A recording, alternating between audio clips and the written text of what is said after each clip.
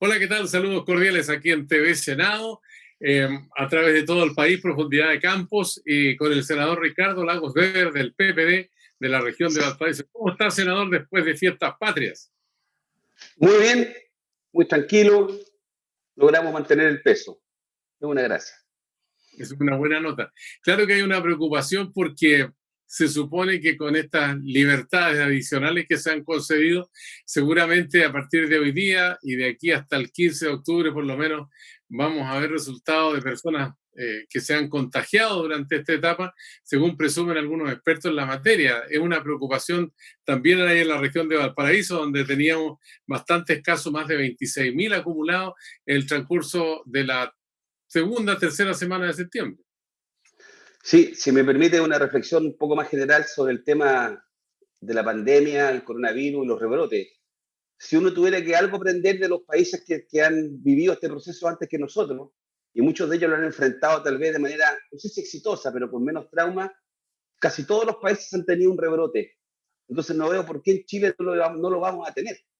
Máxime cuando hemos visto que los permisos adicionales que se han otorgado para poder, yo entiendo, socializar en las fiestas patrias, etcétera, muchas personas fueron más allá de las normas establecidas. Eso lo hemos visto ya estos días. Y si usted le suma que en el caso particular de Valparaíso, no digo la región en su conjunto, pero Valparaíso, Viña, Concón, estamos en confinamiento. Y así todos los casos han aumentado. Y le quiero decir que la comuna de Valparaíso es la cuarta comuna con más casos activos en todo Chile. Entonces, tenemos una situación bien dramática y que mi percepción es que vamos a enfrentar una situación bastante crítica al corto plazo, una vez que se terminen de incubar la enfermedad, ¿no? Además que en la región se pasaron los 800 muertos y eso es terrible porque tiene que ver con los familiares, tiene que ver con el barrio, con el lugar de trabajo, en fin, y eso sí que no se recupera. Eso no se recupera.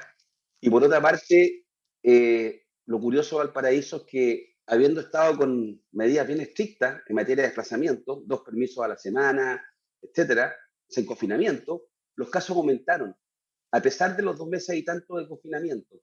Entonces, a todas luces, hay un porcentaje no menor de ciudadanos que no están observando las normas y además si usted quiere, la geografía misma de Valparaíso, Viña del Mar, bueno, y la necesidad de desplazamiento, la necesidad de trabajar, hace que al final del día usted tenga este drama. Yo puedo ser que no, yo trato de no ser una persona aburrida en la vida, pero yo creo que en el tema de la pandemia tendríamos que haber sido más estrictos en el tema del 18, ¿ah? Y en el tema del confinamiento, ¿sí? Lo digo porque al final el costo es más grande, lo vamos a pagar igual, y puede tener incluso un costo político muy grande, que dice relación con el plebiscito. El plebiscito del 25 de octubre sin duda es un hito muy importante por toda la situación que conocemos, estallido social de octubre del año pasado, después la firma de ese acuerdo a mediados de noviembre en la madrugada, también de 2019, y la perspectiva de este plebiscito, ¿cómo lo ve usted? Le voy a preguntar algo muy simple. ¿Debería ser la locomoción colectiva, por ejemplo, gratuita, el metro, en los sistemas de transporte en las regiones del país, en el caso de Valparaíso, por ejemplo, y Viña, y bueno, y toda la región, ¿no? Sí, es una propuesta que hemos hecho, no solamente yo, varios parlamentarios y organizaciones sociales han pedido que ese día el transporte sea gratuito en Chile como una manera de contrarrestar el voto voluntario, de asegurar una mayor participación y hacernos cargo de una realidad. Hoy, con el sistema electoral que tenemos y los locales de votación, no pocas familias o no pocos votantes tienen que tomar hasta 2 locomociones para llegar a su lugar de votación. Eso significa que en mi vuelta son 4. Si a eso usted le multiplica 2 miembros familiares o 3, estamos hablando de una cantidad de plata de no menor. Entonces yo creo que lo mínimo, si este va a ser un plebiscito tan importante, es ponerse de acuerdo con los empresarios, los microbuseros y ver cómo se distribuye el costo de aquellos de esa gratuidad. Que es por un día, es por una fracción de horas, por último que sea un porcentaje, pero algo que genere una menor barrera a la hora de participar. Me parece que es lo mínimo, ¿ya? Por alguna razón que no quiero especular, hay sectores que se oponen a esto, ¿ya?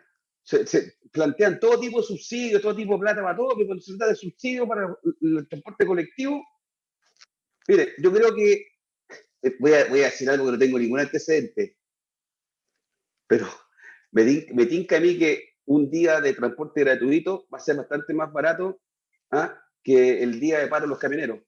¿Mm? Diga Me usted. parece importante para este 25 de octubre. Una de las grandes interrogantes que existen, senador Lagos Weber, es de cuánta gente va a participar. En la última elección presidencial participó la mitad de los electores habilitados para sufragar. Eh, ¿Usted cree que con esta convulsión social que hubo el año pasado, con las manifestaciones que ha habido, digamos, incluso previo al 18 de octubre, las que ha habido después también, va a incrementarse la cantidad de votantes o no? La verdad que no sé. Tengo una duda porque creo que hay un porcentaje no chiquitito, no menor, no bajo, de electores, de adultos mayores, que tal vez, como consecuencia del coronavirus, muchos de ellos tal vez van a tener cierta reticencia a ir a exponer su lugar de votación. Entonces creo que esto sí va a generar un elemento, por eso que yo le decía hace poquito rato atrás, en esta misma entrevista, que las implicancias del rebrote son de distinta naturaleza. Una de ellas de carácter político, que termina afectando el nivel de participación a la hora de ir a votar. Y eso se preste para argumentos de algunos que le resten legitimidad o que pretendan restar legitimidad al proceso. De ahí que la necesidad era de controlar medidas sanitarias, de ahí la necesidad de contar con transporte gratuito para incentivar aquello que no sea una barrera adicional, el tema del costo, y de ahí a una fuerte campaña de participar en esto, ya sea que a usted le guste o no le guste el cambio de constitución, participemos. Yo, de lo contrario, hay que empezar a buscar las imágenes de lo que ocurrió en octubre y noviembre del año pasado para entender por qué estamos en este plebiscito. Entonces, yo creo que es muy importante este plebiscito porque es lo que nos permite enrielar institucionalmente una demanda ciudadana que puede expresarse de esa forma. Y yo creo que este plebiscito nos da un camino institucional, con hitos claros, con etapas que deben cumplirse, con un mandato establecido, con un contenido que queda agotado, ¿ah?, y todo esto en un carril institucional. Y para eso se hizo esto. Entonces, por eso hay que darle la máxima legitimidad. Senador Lagos, este último tramo de septiembre es desafiante para el Parlamento porque el gobierno pone en escena precisamente el presupuesto de la nación y uno imagina, digamos, que el presupuesto 2021 no va a tener mucho parecido con el presupuesto de este año que estamos viviendo. Eh, Prácticamente el COVID-19 ha matado a muchas industrias, especialmente pequeñas y medianas empresas.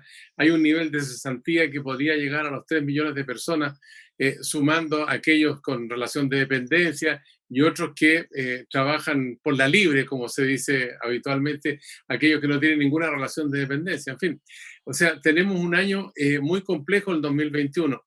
Este presupuesto de bienestar que se ha mencionado, ¿qué características debería tener para el 2021? El 30 de septiembre, ¿no?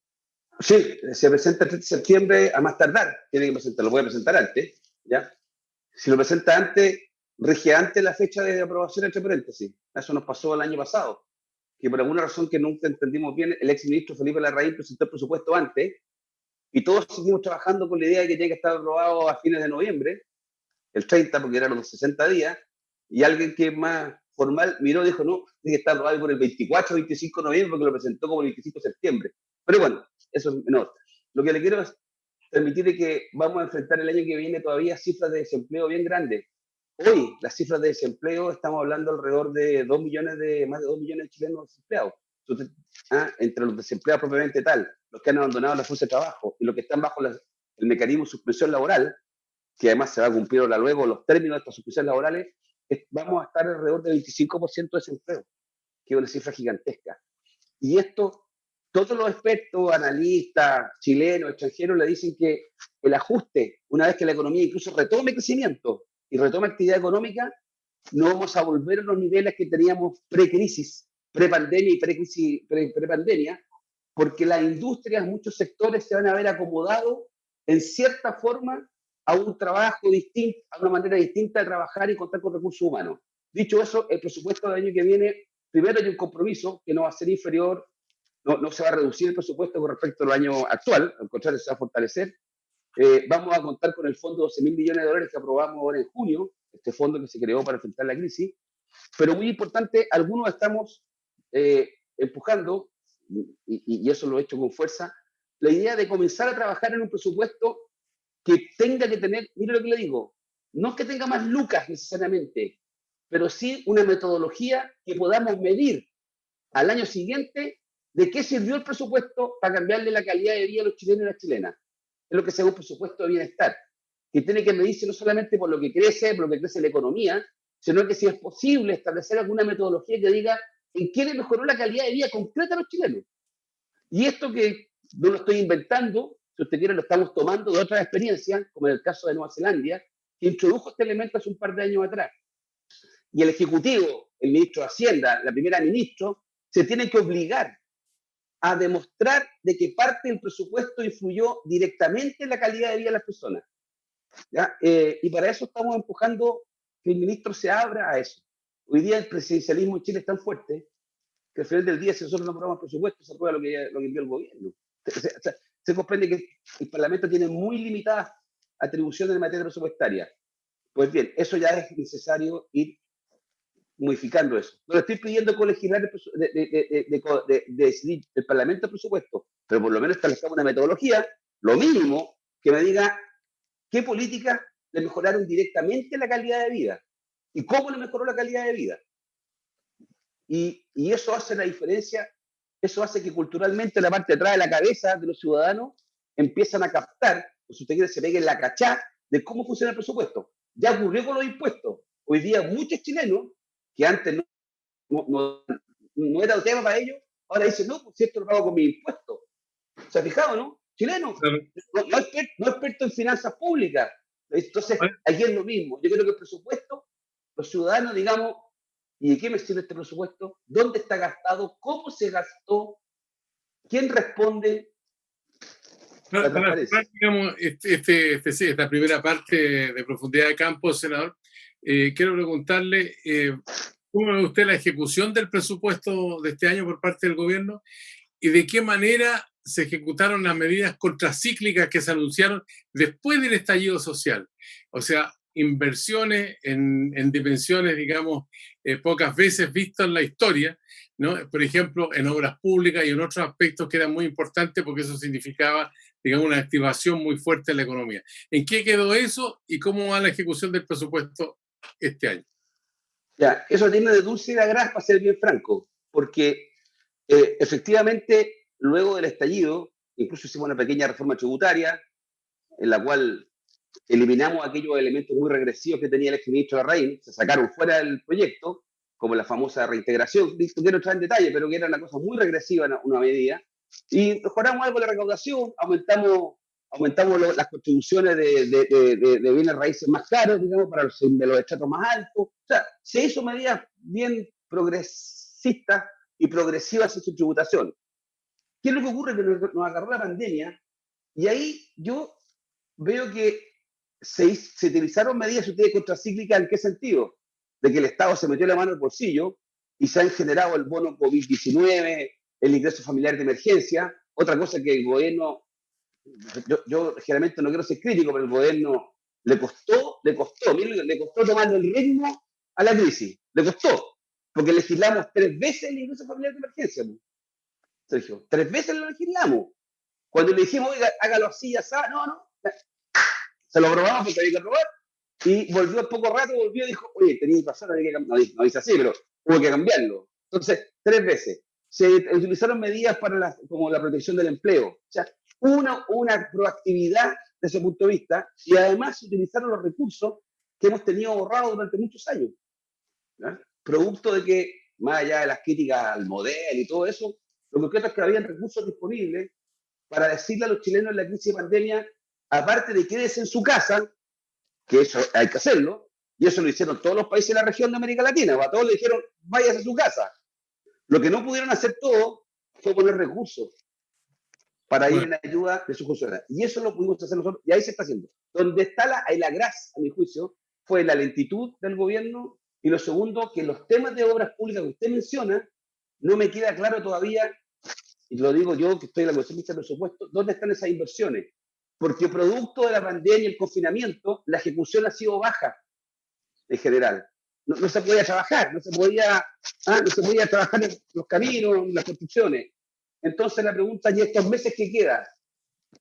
Nosotros tenemos 3.500 millones de dólares acordados con el gobierno para gastar este año. Y parte de eso en obras públicas. Le estamos pidiendo que nos identifiquen qué proyecto los va a hacer. Porque si uno no sabe, esto queda en el aire, ¿me explico? Vamos a invertir en obras públicas. Ya, pero ¿en qué?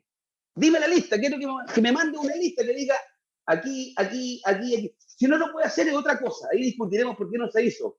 Pero decirme al voleo, vamos a invertir, quiero saber en qué. Bien. Y eso tenemos una diferencia. Senador Ricardo Lagos Weber, hacemos una pausa con usted aquí en esta Profundidad de Campos, en el canal del Senado. Y volvemos porque hay mucho más para conversar esta semana.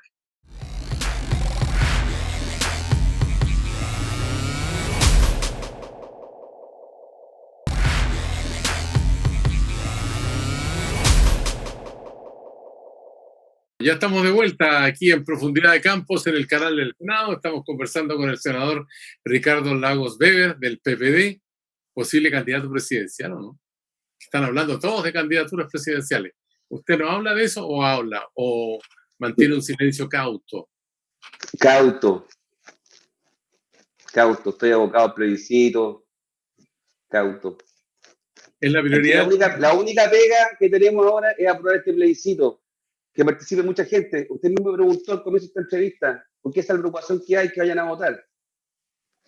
Comenzar a hablar de candidaturas presidenciales,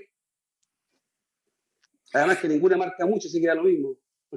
Hay un informe de 4 organismos de Naciones Unidas, incluido la FAO, con respecto a la situación de los chilenos. Por eso le preguntaba el presupuesto en la primera parte y a lo mejor vamos a tocar algunas exenciones tributarias que hoy día están vigentes.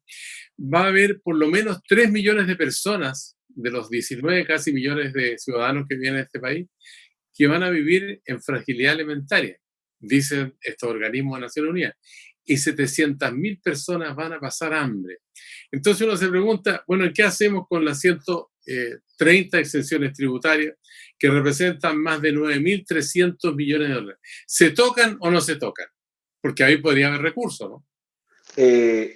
No se tocan, evidentemente. Ese fue parte del compromiso que tenemos con el gobierno y con el ministro Briones, que lo acordamos en la reforma tributaria de fin de año pasado, y en la cual se está materializando en lo siguiente. Hay un informe de la OCDE y del Fondo Monetario Internacional, a solicitud del gobierno chileno, que ha revisado todas las exenciones. Ese informe lo vamos a conocer en los próximos días. Yo entiendo que de vuelta ahora esta semana, que pasó el 18, vamos a conocer ese informe, y a partir de ahí hay un compromiso de revisar y de ver cuáles de esas exenciones no se justifican, cuáles eventualmente habría que modificar y de qué manera lo vamos a hacer. El desmonte de esto. Yo sé que hay distintas medidas. Usted vio que en el paro de los camioneros surgió el tiro el tema del impuesto al diésel, que además les devuelven parte del impuesto al diésel. O sea, hay un tratamiento privilegiado. En la construcción hay un tratamiento privilegiado con el tema del pago del IVA. Entonces, hay una serie de sectores que tienen la renta presunta. O sea, la renta presunta es una institución muy antigua que dice relación con el pago de tributos de sectores que tienen poco acceso a la contabilidad completa, que tenían poco acceso a la educación, a la formalización, si usted quiere. Y estaba muy ligado a pequeñas unidades campesinas, microempresarios chicos. Pero hoy, cuando todo el mundo recurre a retirar su 10%, yo le digo, del 10% de los fondos de pensiones online, yo creo que hay varios sectores que, bien pudientes, que están en condiciones de pagar sus impuestos ya de contabilidad completa. Ahora, que esto genera un problema, no me cabe ninguna duda, pero ahí hay 9.000 y tantos millones de dólares. Si usted pudiera rescatar de eso un tercio, estamos hablando de mucha plata, 3.000 y tantos millones. Entonces, yo creo que no hay de otra. Y todo es gradual, se puede tomar un tiempo en desmontar, lo que usted quiera, pero eso ahí hay recursos, muchos recursos, muchos recursos. Sin ir más lejos, el día, creo que fue martes o lunes de la semana pasada, una entrevista a Michelle Llorrat, el exdirector del Servicio de Impuestos Internos, decía que antes de hacer nuevas reformas tributarias bastaba con revisar las exenciones, ver las cuentas corrientes, digamos, de algunas personas en Chile para ver que no estén evadiendo impuestos, y con eso haríamos una flor de recaudación. Flor de recaudación. Ahora, ¿Cómo se enfrenta el problema de la recaudación cuando tenemos una crisis y al mismo tiempo hay una disminución en la recaudación fiscal con muchas pymes, por ejemplo, que son muy importantes, dan más del 80% del trabajo en nuestro país? Y esas empresas que dijeron en algún momento del gobierno que eran 1 millón las que iban a recibir ayuda, después las rebajaron a 600.000, pero finalmente terminamos con alrededor de 200.000 y no completo el apoyo de parte de la banca que tenía al mismo tiempo el respaldo del Estado, un 85%. ¿Ustedes han recibido un informe actualizado sobre el estado del arte? Sí, esos son informes, Sergio, esos son informes públicos, ¿ya? Han habido 2 informes hasta ahora que lo toma la CMF, la Comisión de Mercado Financiero, y el Banco Estado lo presenta, y lo conocemos nosotros. O sea, esto no es un secreto. Y lo que hay ahí básicamente es lo que usted está diciendo, porque lo que ha ocurrido es que a pesar de que el Estado pone una garantía hasta del 85% del crédito que le puede otorgar a una empresa pequeña, mediana, a pesar de eso los bancos igual hacen un filtro y dicen, mire, claro, yo tengo que responder por el 15%. Si yo le presto 100 pesos, le presto 10 millones de pesos a la empresa, el Estado se pone con 8 millones y medio si es que la empresa no paga ni uno. Y el banco tiene que ponerse con otro 1,5 millones. Y así todo, por ese 1,5 millones, ellos hacen decisiones que son extremadamente duras, tal vez algunas con razón, pero extremadamente duras en muchos casos. Y usted ve los bancos en Chile, que hay bancos que no han prestado casi nada, a los pocos que le han prestado son sus clientes tradicionales, y dentro de esos clientes tradicionales son los más grandes. Entonces ahí no llega nada. Entonces la propuesta nuestra es, ya se hizo este esfuerzo, no resultó del todo satisfactorio, para poner el término elegante, pues bien, hay que empezar ahora en apoyo directo y sin intermediación de los bancos. Yo sé, los bancos hacen ese filtrado que el gobierno le gusta. Al final del día dice que no, pero le gusta que alguien haga el filtrado, que alguien diga que no. El Estado dice, yo puse 85% de garantía, ¿qué más quiere? No, yo quiero ahora entonces que tal vez hay que pensar en préstamos directos, derechamente. Y estamos hablando de la reactivación, Sergio, y para estos efectos, tal vez hay que pensar otras medidas. No solamente préstamos, sino que apoyo directo. Incluso me atrevo a decirle, no postergación del pago de impuestos. Me atrevo a decir que tal vez un periodo agotado de tiempo para empresas de cierto tamaño, una exención tributaria por un periodo, 4 meses, 5 meses, porque no saco nada. Una empresa que tiene endeudamiento, que se consigue capital de trabajo para echar a andar la máquina, que tiene que hacer frente a qué cosa, capital de trabajo para echar a andar la máquina, pagar los préstamos atrasados y más encima la poca utilidad que tenga, tiene que pagar impuestos. Yo digo, dele, no un periodo de gracia, dele derechamente una extensión por un periodo acotado. O determinado tipo de impuestos, por último. ¿Me explico? O sea, tiene un respiro real. Acotado en el tiempo, pero real. Impuesto a los más ricos, por ejemplo, su camarada Nicolás Aguirre dice que no rinde mucho eso. ¿Es cierto eso, no? A ver, depende. Comunicacionalmente rinde. Le pegué a los ricos. ¿Por qué no va a rendir eso? Aparte rinde pegarle a los ricos. Rinde, de que rinde comunicacionalmente. Ahora, lo que dice Nicolás y que yo comparto, por lo que he visto, porque he hablado con más economistas y las experiencias de afuera, es que en general ese tributo, los mismos que lo proponen saben que rinde alrededor de 300 millones de dólares y que en el tiempo se diluye. Dice que es por una vez, pero eso no se va a querer aplicar de nuevo. Porque las fortunas no están puestas en una cuenta corriente esperando ser grabadas. No están esperando ahí generar intereses en un vale vista, me explico, ¿no? Un depósito a plazo, un fondo mutuo, no están ahí. Puede haber, pero en general no están ahí. A los que uno quiere grabar con este impuesto, como yo lo vi, son otro tipo de fortuna. Y esas fortunas generalmente están invertidas en otro tipo de activos, están en bienes raíces, tal vez no están ni en Chile. Entonces, tal vez no vamos a dedicarle mucho esfuerzo a un tema que tal vez no va a rendir desde el punto de vista tributario. Puede rendir comunicacionalmente y ahí yo no voy a perder, porque yo entiendo cómo funciona la política, los mensajes. Por eso que yo creo que lo más prudente en esto es que este tema de impuesto al patrimonio y otro lo introduzcamos en una reforma mucho mayor del sistema tributario chileno. Yo sé que hablo mucho en mi respuesta, no la tengo más, solamente le dejo esta pura impresión.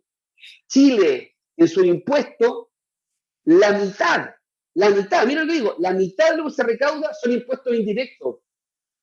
En ningún país civilizado, o una sociedad más sofisticada que la chilena, como los países europeos, Australia, Nueva Zelanda, hasta en Estados Unidos, los impuestos indirectos no pasan de un tercio y menos. 20% de todo lo que recauda el Estado son impuestos indirectos como el IVA, porque son muy regresivos esos impuestos. Y la mayoría viene de impuestos a la renta, de la utilidad, de las ganancias, de los ingresos. De ahí vienen los impuestos reales, la mayoría. Y en Chile es la mitad. Y en un minuto era mayor los indirectos. Yo digo, concentrémonos en eso. Veamos las exenciones y apliquemos el impuesto a los más ricos, como se aplicó ahora con la contribución de bienes raíces. Que a algunos le cargó a mucha gente, le cargó. Porque hoy van a subir la contribución, sí, porque tenés muchas casas. ¿Cómo te sube la contribución? Senador Lagos-Weber, bueno, tenemos la pandemia que está en pleno desarrollo, que se va a transformar en endemia, dicen los especialistas, pero tenemos otra pandemia que hace rato que está presente en el mundo. Y estamos hablando de la destrucción del medio ambiente. Hemos visto, por ejemplo, que las marejadas en las costas chilenas han destruido muchas playas.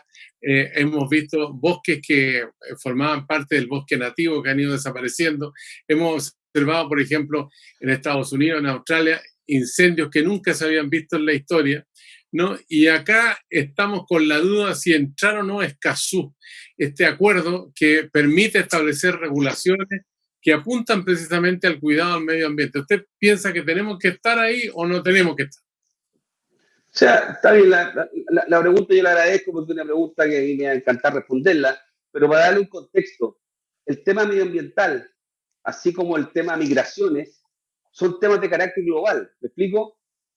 No es un tema que yo diga, mire, ¿cómo hacemos para sancionar los robos en Chile? Entonces yo hago una ley chilena y veo cómo en Chile me la arreglo para sancionar los robos o los robos de cuello y corbata. ¿Me explico? Queda dentro de nuestro margen de acción de Chile. ¿Cómo me la arreglo? Pero en el tema del cambio climático o el tema migraciones requiere entendimientos globales. O sea, Chile puede hacer lo mejor del mundo en materia de cambio climático, pero si nuestros vecinos no hacen nada o hacen poco, y Europa no hace nada, y China no se pone las pilas, y Brasil tampoco, y la India tampoco, nos vamos a ir todas las pailas igual. ¿Me explico? Esto requiere tratamientos globales multilaterales. Y el acuerdo de Escazú lo que hace, básicamente hace dos cosas. Primero, una característica. Es el único acuerdo, el primero que se ha hecho en América Latina sobre protección del medio ambiente. Segundo, ¿y qué establece este acuerdo? Básicamente, la posibilidad de informarse, de recurrir a los tribunales y de proteger a los activistas medioambientales. Eso es lo que hace. Y esta última parte no es menor. En los últimos años han fallecido más de 400 personas protegiendo el medio ambiente, han sido asesinados, desaparecidos. Entonces, eso buscaba Escazú. ¿Y por qué irritó lo de Escazú? ¿Por qué generó tanto ruido Escazú? Porque Chile, junto con Costa Rica, fueron los creadores del acuerdo de Escazú. Y mire la paradoja, Sergio. Pregúnteme ahora sí, pregúnteme. ¿Quién era presidente de Chile cuando Chile comenzó a liderar Escazú? Pregúnteme. ¿Quién era el presidente? Sebastián Piñera, primera administración. El presidente Piñera comenzó esto en su administración. Tomó muchos años. ¿Usted lo ve entusiasmado él por ir a Escazú o ve más entusiasmado? Cero entusiasmo por Escazú. Es más, yo no cometo una infidencia, si la cometo, espero no ser sancionado por esto. Cuando se iba a suscribir a Escazú, con ocasión de la Asamblea General de Naciones Unidas en septiembre del 2018, yo fui invitado por el presidente Piñera a la Asamblea General de Naciones Unidas. En esa época era presidente de la Comisión de Relaciones Exteriores. Pues bien, subiéndonos al avión presidencial, un día lunes, le digo, por inventar, no me acuerdo, el día jueves se firmaba en Nueva York eso, junto con otras actividades. Y el canciller, el ex canciller, nos informa de que Chile no va a firmar Escazú, cuando el mismo Chile había invitado a suscribirlo el día jueves, 11 de la mañana, en el Salón de Firma de Tratados Internacionales de Naciones Unidas, junto con otros 15 países. Chile convocó a eso, invitó. Yo tengo la invitación, la hizo en julio para en septiembre firmar. Y a última hora, 3 días antes de viajar, se echan para atrás el gobierno, cambia de opinión, le quitó el piso al medio ambiente y le quitó el piso a la Cancillería. Y las razones que el presidente esgrimió y el canciller, yo no las compartí y no las creí bien, buenas.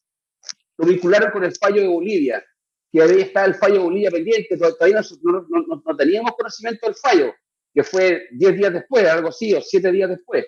Pues bien, nos fue estupendo con el fallo en Bolivia. En consecuencia, se han tomado 2 años no han podido en 2 años, no ha podido el gobierno en 2 años, no ha podido poner por escrito por qué rechazó el acuerdo de Escazú. Senador Lagos Weber, usted mencionó migraciones. El problema con los migrantes es que vienen a ocupar los servicios de salud, de educación, traen la delincuencia. Todo eso es una descripción que han hecho ciertos sectores de la política chilena.